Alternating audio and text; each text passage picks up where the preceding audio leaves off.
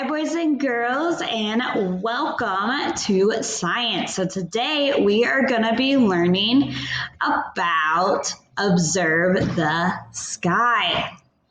So your learning target today is I can describe the sun, the moon, and the stars. So your vocabulary for this week, a star is a big ball of hot gas. A sun is the closest star to Earth, and gravity is a force.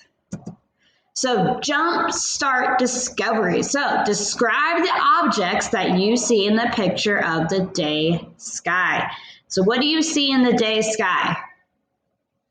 Well, you see clouds and you usually see a sun in the day sky.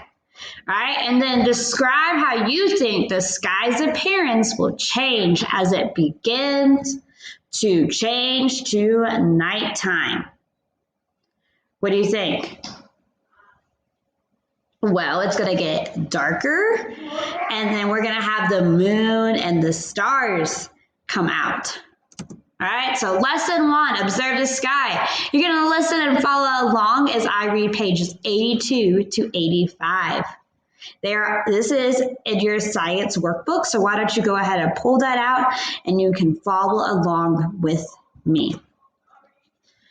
All right, so starlight, star bright. A star is a big ball of hot gas. Stars look small because they are far away from us. Stars are seen at night, and you cannot see most stars in the day. So have you ever tried to count all the stars in the sky? Well, there are too many stars to count. So let's look at the picture clues. Is it daytime or nighttime in the small picture? So right here, is it daytime or nighttime? Right, it is nighttime. And how do you know? Well, I can tell because the sun is not shining. So what do stars look like in the night sky? Well, let's find out. How are they? What do stars look like in the night sky? Well, stars are a big ball of hot gas, and they look small because they are far away from us. So why do stars look small? Well, because they are so far away from us.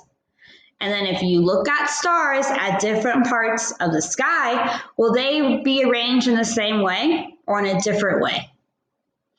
Well, they'll be arranged in a different way because stars are scattered in the sky.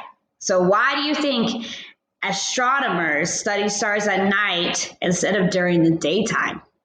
Well, there's too much sunlight for them to study the stars during the day. You can't really see the stars during the day. All right, let's keep reading. The sun, our star. So you can see only one star in the day. The sun is a star. The sun is the closest star to Earth. This is why it looks bigger and brighter than other stars. We cannot live without heat and light from the sun. So the sun can also harm living things.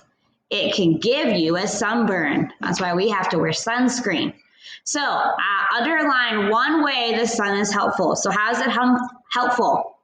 Well, it says right here, we cannot live without heat and light from the sun. And then circle one way the sun is harmful. Well, right here, it can give you a sunburn.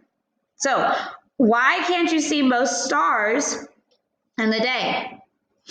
Well, most stars are so far away that they cannot be seen because of the bright light from our sun in the daytime.